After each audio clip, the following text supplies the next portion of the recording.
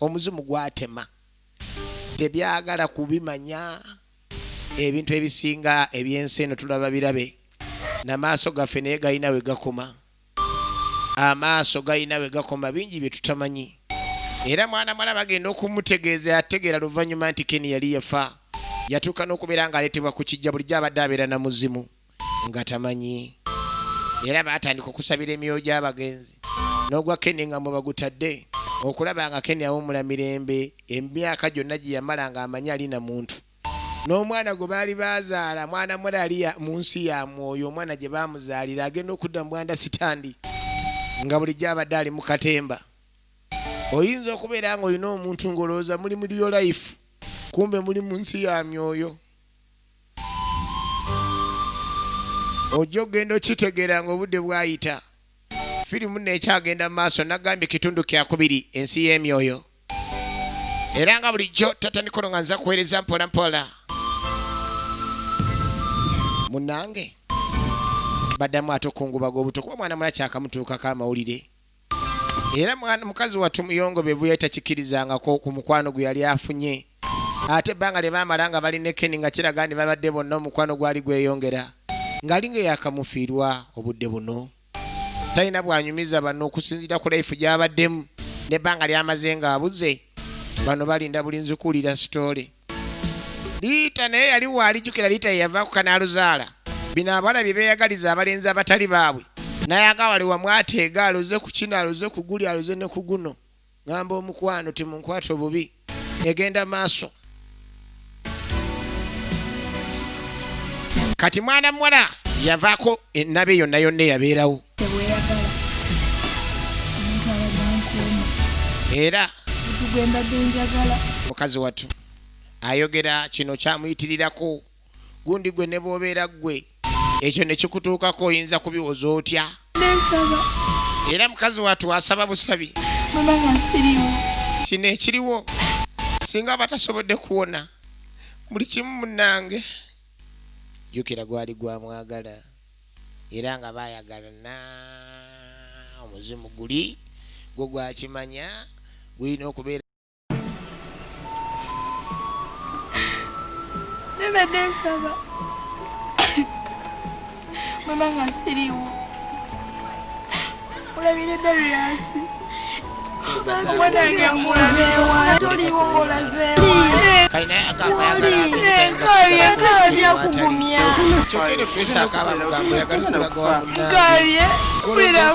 wabeera y'emirembe kati waliwo yawulira nga obuswavu buyitiridde n'avaawo nadda ebbali yeekubagize yeriita awulira akaswalo tamanyi bw'agenda kikola ekintu kino tamanyi gy'agenda kidda jjukira yavaako entabwe yeekwasa wano otumulimuli yeebuzaabuza manange omuzimu gwa Ken guguno ne gukomawo gwajjanga nkoko nga gwinaamiriza wano enkwagala nnyabo wano okomawo wano komawo wano nze naye nedda wafa komawo wano sigwe wanzita sigwe wavaako entabwe wano enkwagala nnyabo omuzimu gwakomawo bane nkwegayiridde munnange taata nsonyiwa muneesaamanya nali nkweyagaliza naye nkwegayiridde Ken munnange tonzita saagala kufa nze gw'olaba aliita waawe saagala kufa muneenkwegayiridde nkulabidde abakulu abanzaala tonzita Ken munnange nkwegayiridde yegayirira omuzimu mune nali nkwagala naye munendeka tontwala ate gy'oli bitabagabe neyo bitabukeyo emagombe gy'oli Ken munnange nsonyiwa kati kyogenda okukola okusonyiwa ogenda obagambe buli kimu kye wakola kibi nnyo oba ogenda kuswala bw'osanga abantu abatali bagumiikiriza bayinza n'okutemaatema ne bamanya nti guwavaako entabwe munaye nsonyiwa sina bwe ngenda kubanga neeyanja mu nsonga eyo munnange nsonyiwa simanyi kye ngenda kukola naye nsonyiwa gwemugambi agenda ayatule ate omuzimu nga gwakuyimiridde oyagala nkutwale ne gujjayo ku ngufu atwala abagenda gwajjayo ku ngufu atwala abagenda gumanye engeri gye gutwalamu abaagala okugenda gye guli omuzimu gumanye engeri gye gutwalamu abaagala okugenda effirimu egenda maaso negutema gomazo muwe ekigambo liyita ndi Katonda wange bannange Mukama Katonda bannange ngenda kudda waze liyita waabe bannange saagala kufa bane Mukama wandinyambe saagala genda kati teri muntu ayagala kufa kati tamanyi bw'atandika kwatula nsonga eno eri Sarafina bw'agenda mutunuulira kyokka omuzimu gwamusaba ayogere anoonyewo okudda atandise okuba nga alaluka gundi goyinza okukola ebive ng'olowooza tebali kutegeera naye bagamba n'ebirikolwa mu nzikiza one day one time birirabika mu kitangaala bitya so teweeyibaala manya nti okalya dda kadda dda kaakatudde eri mutaka yali mukwano gwa Aroni abali mu luko lwa Ttaani Keni ali ku kyugi anywera mu ggama emyaka gigenze takulaakulana mwe basiiba ali wano ku kyugi kyasiibirira kyasulirira amala okinywa akiwummuza ayagala nnyo ggama ajjayo amagato gayagala kweyongera kola bizinensi yatwaliranga mu sitaaki oli bizinensi oba kamusitaaki eyakola ku kyokutuga mwana mulenzi Keni omujja mulamu bw'ensi tukyatabala naye era nga tukyatandika kaaka tuba tuli omuzimu gwajja guba n'obutwanga bwanjawulo simanyi oba gubugula ku dduuka naye ze ezimu ku missionaries yalina okutuukiriza okomawo ku nsi kati mutaka abadde ku kiyugi akiwummuza tajjukira tasobola kugula bagwasoba ne gujja ne gusooka gumuteeramu kali ke bayita kanywe okafiiringe bwe gumala otabulamu kanywe okafiiringe mutaka ali biza ali ku magato tanalaba guli omuzimu baguwa omubiri nga gulina okumaliriza mishoni ne gutema ono talina kyamanyi talina n'ekimu kyamanyi nti oba akugi bakataddemu kanywa okafiiringe abantu abasinga bafa ne twebuuza bafudde batya muntu yafudde kikutuko omuntu bamuwadde katwani yakamuwadde nga teri kabonero kalagaani waliwo yabaddewo abantu abasinga baba n'ebyabwe bye baakola abamu bafa mu ngeri embi nga tebalina musanga balanga bagirina yanywa akugi nga awulira keeyongedde obuwoomi omukazi bannange maama Mega kino ekyugi engeri gye yakitabudde olwaleero kisinga n'ekya maama Mukasa akiwuutira kumukumu aba yakamala okiwuuta agenda okulya olubuto lumusabula omanyi waliwo okunywa ekino olyanga olubuto lutandise okuwoomerera zezimu ku mishoni ezaali zikomezaawo omuzimu guli biggwerawa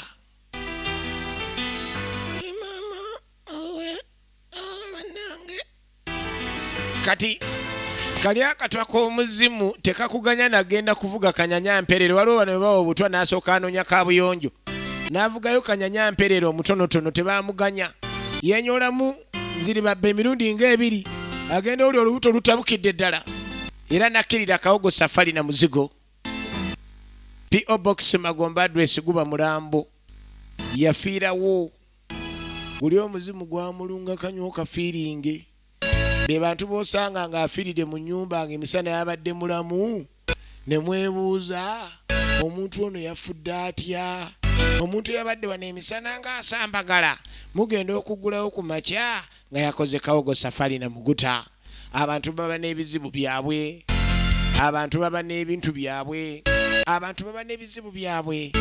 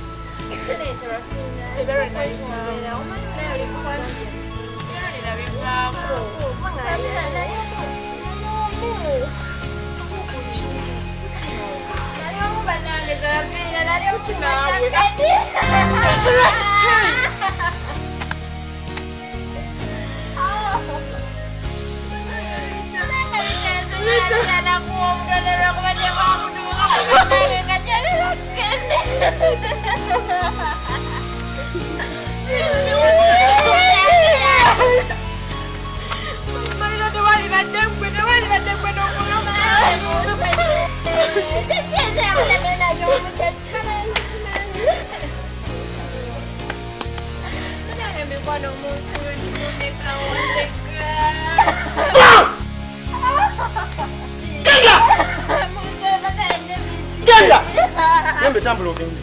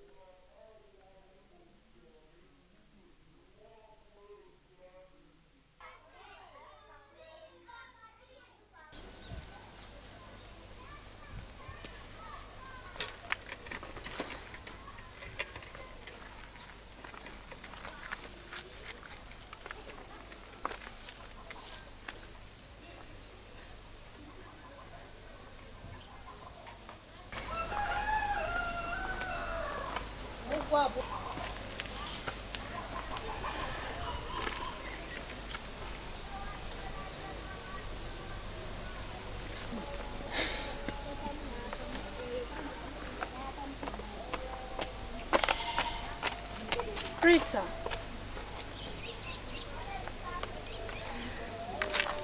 Rita chichi. Chichi mukwano mbulirako.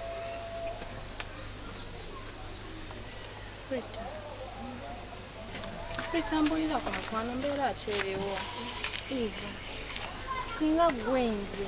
Simanyisaze nti wandibadde okola okulaba nga ntudde wano eno nze sibitegeera ngeza kuwona si bwe nti bwembya naye sibitegeera ngeza otukubeera bwe nti simanyi kati nkugamba kiki kikyo tuuka ku mbeera okufaananako bwoti tunulira wenna ddaba olina mu bigere. Eva bino bizibu byendimu ddala si kundabe Eva bangu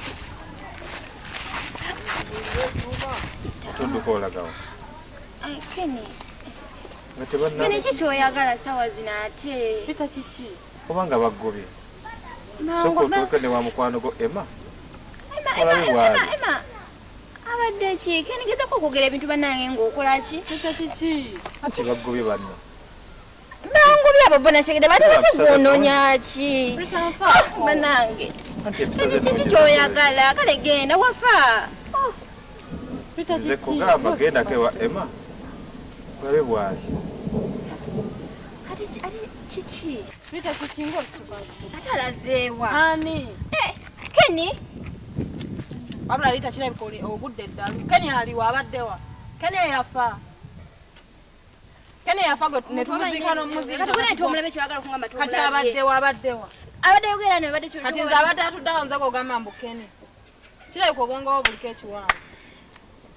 Rita ndabye Kiki? Kenny alazeewa. Kenny angaye muno Emma ngende wa Emma simanya Emma abadde ki? Nze abadde atudde wano. Nze kugamba mbu ate Kenny. Nyamba tugende wa Emma tulabe kyekiguddewo kale. Kiki? Anti Kenny angambye ngende wa Emma ndabe Kirabika olina emyoyo mingi mu bulamu. Jangu kale. Tulabe Emma kikyali kale tugende. Kenny abadde wa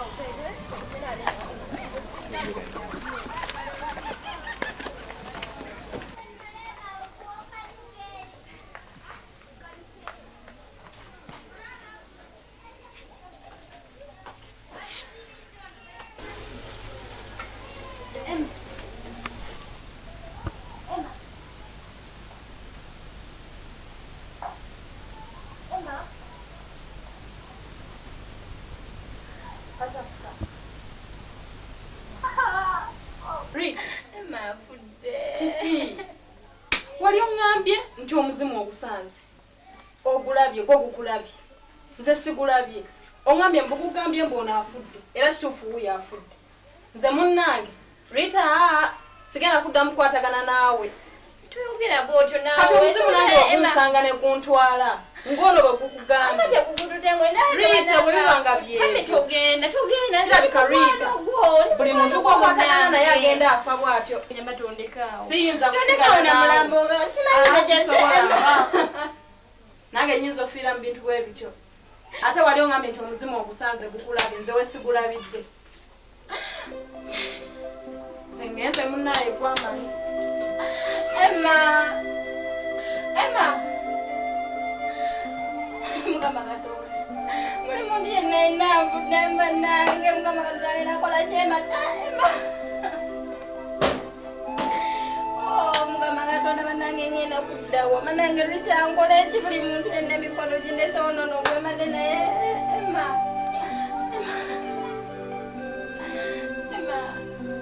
muneze ngeze kakuleko wanenenge gyokudde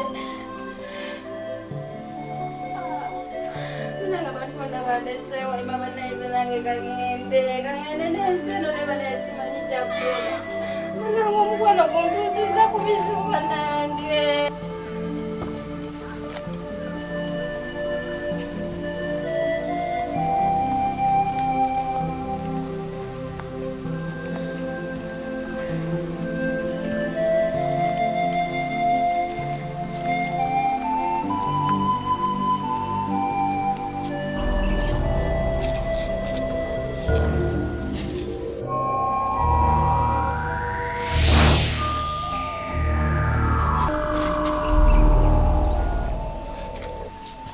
Sarafina Rita lwaki Rita nakwagala nnyo era nakwisanga muganda wange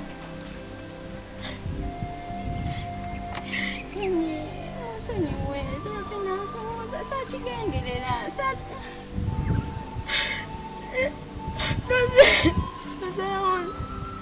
Nozala wadde omuntu wena nisinga okwagala akisokolabo obulamu bwange kyobuletedde okubeera kale ogenda kweyagala beera n'obulamu bwo Sarafina teyogeramu olwokuba nange Kenny nali mwana nga nsonyiwa beera n'obulamu bwo nsonyiwa saagendera kwagala Kenny negayiriraako munnange nga mbonyebonye Kenny gwali mukwano Sarafina uliriza omuntu atali wuwo omwesonyi wanga togeza okuyingira mu bulamu bwa muntu atali wuwo Kenny gwali mukwano gwagwakoza binene simanyi lwaki kakati bwoti bwoli bwogenda okubeera toliddamu kulabako Roni obulamu bwo bwonna toliraba ku malaalo ga Roni toliraba ne Roni taliddamu kufuna mukisa kukulabikira Sarafina mukwano Sarafina nsonyiwa Kenny mulazeewa Sarafina banange mujemba nnyonnyole muguli biggwera wa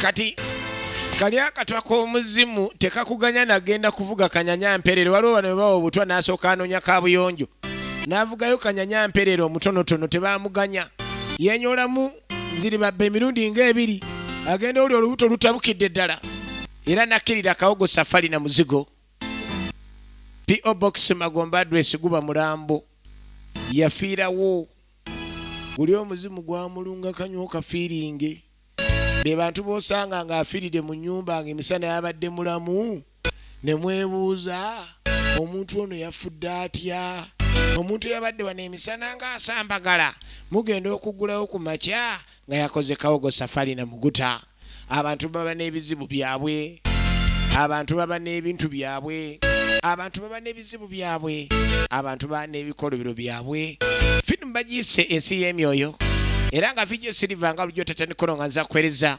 nagamba nga tulamu ne Filipo omwana w'abandi okubeera nga tukutuusaako zonna zonna ez'omulembe